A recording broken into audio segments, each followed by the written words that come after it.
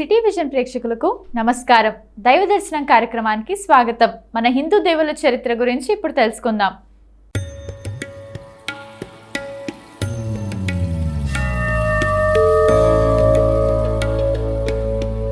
Lakshmidevi part 6. Amritsar స్వర్ణ దేవాలయం సిక్కులు అత్యంత పవిత్రమైన యాత్రా స్థలాల్లో ఒకటి అయితే వెల్లూరులోని శ్రీ లక్ష్మీ నారాయణ ఆలయం హిందూ మతపరమైన ప్రదేశం. దీనిలో ఉపయోగించిన బంగారం కారణంగా ఈ ఆలయాన్ని శ్రీపురం స్వర్ణ దేవాలయం అని కూడా పిలుస్తారు. ఈ ఆలయం విష్ణు నారాయణుడి గౌరవనీయ భార్య శ్రీ లక్ష్మీ నారాయణునికి అంకితం చేయబడింది. ప్రదర్శించబడిన బంగారు ఆభరణాల్లో సాంప్రదాయ ఆలయ కళలో నైపుణ్యం కలిగిన కళాకారులు తయారు చేసిన అద్భుతమైన అలంకరణలు ఉన్నాయి. ప్రతి చక్కటి వివరాలు చేతి వృత్తుల వారి నైపుణ్యాన్ని మరియు కళాకృతిలో అంతర్లీనంగా ఉన్న దేవుని పట్ల లోతైన భక్తిని ప్రతిబింబిస్తాయి. శ్రీ లక్ష్మీ నారాయణి స్వర్ణ దేవాలయం తమిళనాడులోని తిరుమల కోడి వెల్లూరులోని చిన్న కొండల దిగువన ఉన్న శ్రీపురం ఆధ్యాత్మిక ఉద్యానవనంలో ఉంది. ఇది వెల్లూరు నగరానికి కేవలం 10 కిలోమీటర్లు, తిరుపతి నుండి దాదాపు 120 కిలోమీటర్లు దూరంలో ఉంది.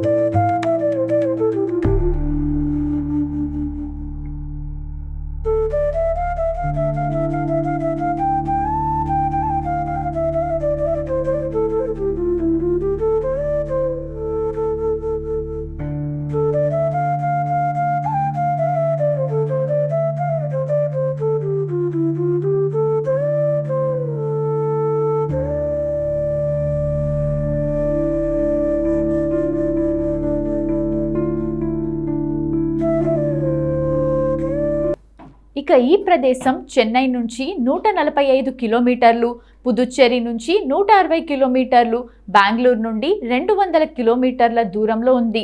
100 ఎకరాల్లో విస్తరించి ఉన్న శ్రీపురం స్వర్ణ దేవాలయాన్ని దక్షిణాది ప్రసిద్ధ ఆధ్యాత్మిక గురువు నారాయణి అమ్మ నిర్మించారు. ఆమె భక్తులు ఆమెను శ్రీశక్తి నారాయణి అమ్మ అని కూడా పిలుస్తారు. ఈ ఆలయ నిర్మాణం 2000 సంవత్సరంలో ప్రారంభమై 2007లో పూర్తయింది. ఆలయం పైభాగం బంగారంతో కప్పబడి ఉంది. నివేదిక ప్రకారం ఆలయంపై దాదాపు 1500 కిలోల బంగారం పూత పూయబడింది. ఈ నక్షత్ర ఆకారంలో ఉన్న ఆలయం 9 నుండి 10 పొరల బంగారు పూతను కలిగి ఉంది. ఆలయం ప్రతి మూల కృషి ఫలితంగా ఉంది. ముడి బంగారు కడ్డీలను జాగ్రత్తగా సున్నితమైన సన్నని రేకులుగా మార్చారు.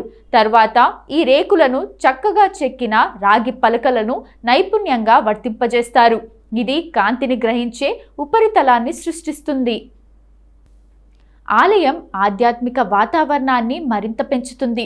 అమృత్సర్ స్వర్ణ దేవాలయంలో సుమారు 750 కిలోల బంగారం ఉపయోగించబడిందని చెప్పుకుంటారు. మహారాజా రంజిత్ సింగ్ గురుద్వారా పై భాగాన్ని 750 కిలోల స్వచ్ఛమైన బంగారంతో పూతపూశారు. దీని ప్రకారం శ్రీపురం స్వర్ణ దేవాలయం అమృత్సర్ స్వర్ణ దేవాలయం కంటే దాదాపు 2 రెట్లు ఎక్కువ బంగారం కలిగి ఉంది. శ్రీ లక్ష్మీ నారాయణి స్వర్ణ దేవాలయం వాస్తుశిల్పం, ఆధ్యాత్మిక ప్రతీకావాదం అద్భుతమైన మిశ్రమాన్ని ప్రతిబింబిస్తుంది. ఈ ఆలయ ప్రధాన దేవత శ్రీ లక్ష్మీ నారాయణి. ఆమె సంపద, శక్తి, శ్రేయస్సుకు చిహ్నం. దీని ప్రారంభోత్సవం నుండి తమిళనాడులోని ఈ ఆలయం ఆధ్యాత్మికతకు నిలయంగా అభివృద్ధి చెందింది.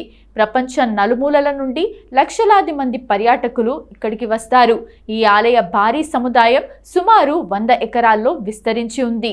ఇది ఉద్యానవనాలు, శిల్పాలతో అలంకరించబడి దాని ప్రశాంత వాతావరణాన్ని మరింత పెంచుతుంది.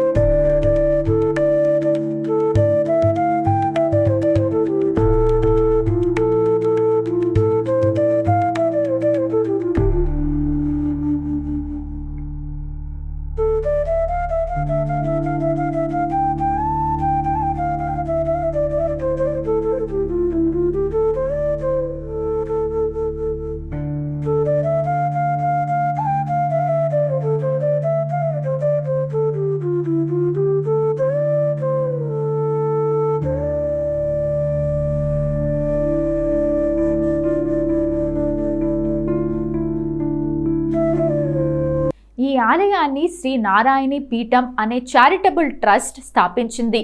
ఇది ఆధ్యాత్మిక అభివృద్ధి, సామాజిక సంక్షేమాన్ని ప్రోత్సహించడానికి కట్టుబడి ఉంది. ఆలయ రూపకల్పనలో శ్రీచక్రం అని పిలువబడే సంక్లిష్టమైన నక్షత్ర ఆకారపు మార్గం ఉంది. ఇది 1.8 కిలోమీటర్ల వరకు విస్తరించి ఉంది. ఈ అద్భుతమైన మార్గం పచ్చని ప్రకృతి దృశ్యాలతో చుట్టుముట్టబడి ప్రశాంత వాతావరణాన్ని సృష్టిస్తుంది. ఆధ్యాత్మిక ప్రయాణాన్ని మరింత మెరుగ్గా చేస్తుంది. సందర్శకులు ఆలయానికి వెళ్ళేటప్పుడు ఈ తారా మార్గంలో నడుస్తున్నప్పుడు వారు ఆలోచనాత్మకంగా రాసిన ఆధ్యాత్మిక సందేశాల శ్రేణిని చూస్తారు. పురాతన దేవాలయాల్లో ముంబైలోని మహాలక్ష్మి దేవాలయం ఒకటి. ఈ దేవాలయం ముంబై నగరంలో బ్రీచ్ క్యాండీలోని బి దేశాయ్ రోడ్లో నెలకొని ఉంది. అరేబియా సముద్రపు ఒడ్డున కొలువై ఉన్న మహాలక్ష్మి మాతను సందర్శించి ఆమె దీవెనలు పొందేందుకు లక్షల మంది భక్తులు వస్తుంటారు. అష్టైశ్వర్యాలను ఒసగే మహాతల్లిగా హిందువులు మహాలక్ష్మిని కొలుస్తారు. ఈ దేవాలయాన్ని ఒకసారి పరికించి చూస్తే ఆలయ ప్రధాన ద్వారం అద్భుతంగా తాపడం చేయబడి ఉంటుంది. లక్ష్మీమాతకు పూజలు చేసేందుకు పూలు, ఇతర పూజా సామాగ్రి ఆలయ ప్రాంగణంలోని షాపుల్లో లభ్యమవుతాయి. స్వర్ణాభరణాలతో సంపదల తల్లిగా గోచరించే ఇక్కడి మహాలక్ష్మి రూపు హిందూ గృహాల్లో కనబడుతుంటుంది. సిరి సంపదల నొసగే ముంబై మహాలక్ష్మికి భక్త కోటి అత్యంత భక్తి శ్రద్ధలతో పూజలు చేస్తారు. దేవాలయం చరిత్ర గురించి చూసినప్పుడు ఆలయానికి ప్రత్యేకమైన చరిత్ర ఉంది. ఆలయ చరిత్ర ఆసక్తిని రేకించేదిగా ఉంటుంది. బ్రిటిష్ వారి కాలంలో మహాలక్ష్మి ప్రాంతాన్ని వర్లీకి కలిపేందుకు యత్నించడం జరిగింది. అయితే పెద్ద పెద్ద అలలు బీభత్సాన్ని సృష్టించడంతో వారు ఆ ప్రయత్నాన్ని మానుకున్నారట.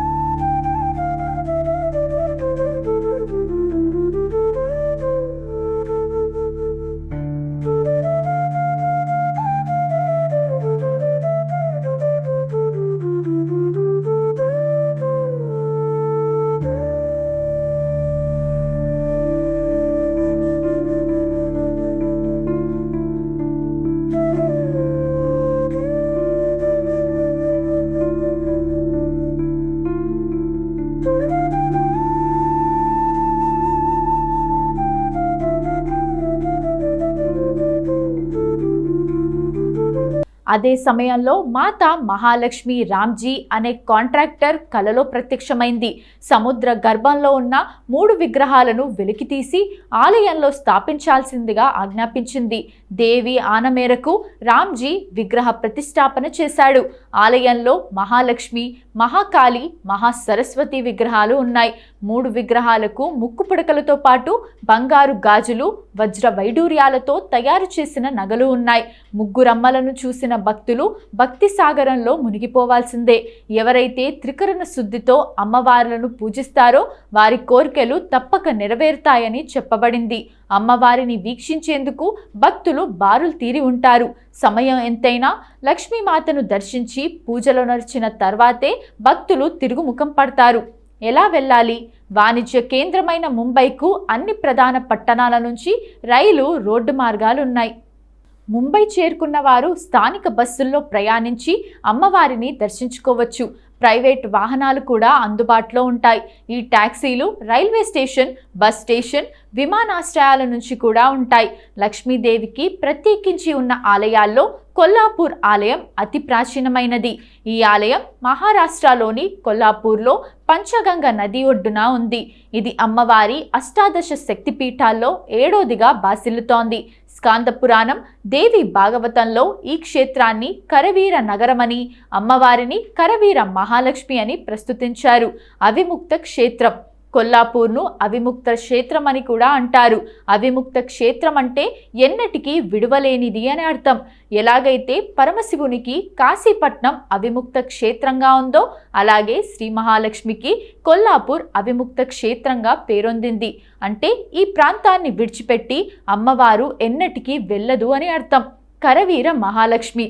కొల్లాపూర్లో అమ్మవారికి కరవీర మహాలక్ష్మి అని కూడా పేరుంది.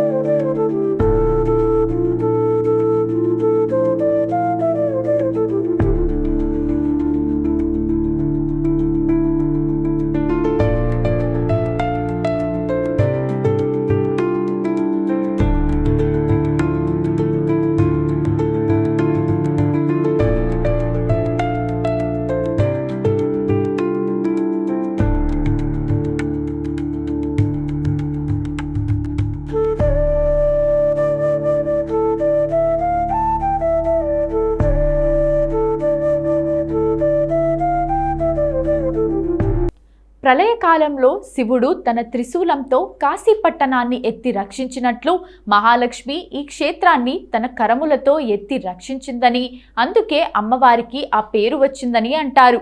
ఆలయ స్థల పురాణం. ఒకసారి వైకుంఠంలో శ్రీమన్నారాయణుడు లక్ష్మీదేవితో సరస సల్లాపాలు చేస్తున్న సమయంలో భృగు మహర్షి నారాయణుని దర్శనానికి వైకుంఠానికి వస్తాడు. లక్ష్మీదేవితో ఏకాంతంలో ఉన్న నారాయణుడు భృగు మహర్షి రాకను గమనించడు. అందుకు కోపం వచ్చిన భృగు మహర్షి నారాయణుని వక్షస్థలంపై తన కాలితో తన్నగా అది చూసి లక్ష్మీదేవి హతాసురాలైపోతుంది. తన నివాస స్థానమైన నారాయణుని వక్షస్థలంపై భృగు మహర్షి తన్నటం వల్ల ఆ అవమానాన్ని సహించలేని లక్ష్మీదేవి అలిగి వైకుంఠాన్ని వీడి సహ్యాద్రి పర్వత ప్రాంతంలోని కొల్హాపూర్లో వెలిసారని విష్ణు పురాణం, బ్రహ్మాండ పురాణంలో ఉంది. శ్రీచక్ర ప్రతిష్ఠ నడిచే దైవంగా పేరొందిన ఆది గురువు భగవత్ శ్రీ శంకరాచార్యుల వారు ఈ ఆలయాన్ని దర్శించి ఇక్కడ శ్రీచక్రాన్ని స్థాపించినట్లుగా తెలుస్తోంది. తర్వాత విద్యాశంకర భారతి ఈ క్షేత్ర వైశిష్ట్యాన్ని గుర్తించి ఇక్కడ ఒక మఠం నిర్మించారు. గురు దత్తాత్రేయుడు ప్రతిరోజు మధ్యాహ్నం ఇక్కడ భిక్ష చేస్తారని ప్రతీతి. అందుకు చిహ్నంగా ఇక్కడ దత్తాత్రేయుని ఉపాలయం ఉంది. ఆలయ విశేషాలు: సుమారు 6000 సంవత్సరాల క్రితంకు చెందిన ఈ ఆలయం విశాల ప్రాంగణంలో అద్భుతమైన శిల్పకళా నైపుణ్యంతో చూపరులను ఆకట్టుకుంటుంది. 5 గోపురాల కింద నిర్మించిన ఈ ఆలయంలో మధ్యలో ఒక గోపురం, 4 దిక్కుల 4 గోపురాలు ఉంటాయి. తూర్పు గోపురం కింద మహాలక్ష్మి, మధ్య కుమార మండపం, పడమర గణపతి, ఉత్తర దక్షిణ గోపురాల కింద మహాకాళి, మహాసరస్వతి కొలువు తీరి ఉన్నారు. ఇక ఉపాలయాల్లో వెంకటేశ్వర స్వామి, నవగ్రహాలు, రాధాకృష్ణ, కాలభైరవ, వినాయకుడు, సింహవాహిని, తుల్జా భవానీలను దర్శించుకోవచ్చు. కమనీయం అమ్మవారి రూపం. గర్భాలయంలో అమ్మవారి స్వరూపం సుందరంగా ఉంటుంది.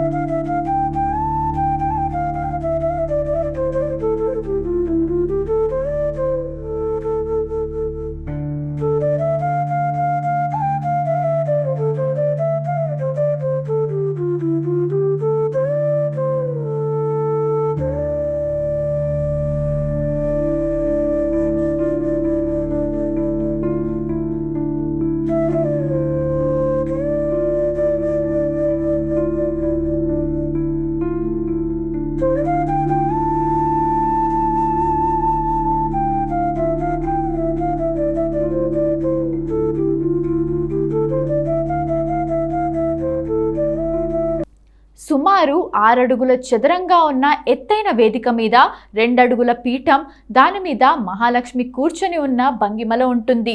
చతుర్భుజాలతో సింహవాహినిగా అమ్మవారు దర్శనమిచ్చే ఈ ఆలయంలో ఏడాదికి 3 సార్లు సూర్యుని కిరణాలు నేరుగా అమ్మవారి ముఖంపై ప్రసరిస్తాయి. ఈ సమయంలో అమ్మవారి దర్శనానికి భక్తులు పోటెత్తుతారు. గర్భగుడి గోడపై శ్రీచక్రం ఉండటం ఇక్కడ ప్రత్యేకం. ఆలయంలో పూజలు, ఉత్సవాలు. కొల్హాపూర్ మహాలక్ష్మి ఆలయంలో అమ్మవారికి ప్రతిరోజు 5 సార్లు అర్చనలు, హారతులు జరుగుతాయి. ప్రతి శుక్రవారం విశేష పూజలు జరుగుతాయి. ఇక వసంత నవరాత్రుల్లో, దేవి నవరాత్రుల్లో కూడా ఇక్కడ ఘనంగా ఉత్సవాలు, వేడుకలు జరుగుతాయి. ప్రతి శుక్రవారం సాయంత్రాల్లో పౌర్ణమి నాడు అమ్మవారిని ఆలయం వెలుపల ఊరేగిస్తారు. పిలిస్తే పలికే దేవతగా భక్తుల పాలిట కొంగు బంగారంగా పూజలందుకుంటున్న కొల్హాపూర్ మహాలక్ష్మీదేవిని జీవితంలో ఒక్కసారి దర్శించిన ఆ వంశంలో 10 తరాల వరకు ఎవరికి దారిద్ర్య బాధలుండవని శాస్త్రవచనం. ఇంతటి మహిమాన్వితమైన ఆలయాన్ని మనం కూడా దర్శిద్దాం. లక్ష్మీదేవికి సంబంధించిన మరికొన్ని ఆలయ విశేషాలను తర్వాతి పాటలో చూద్దాం.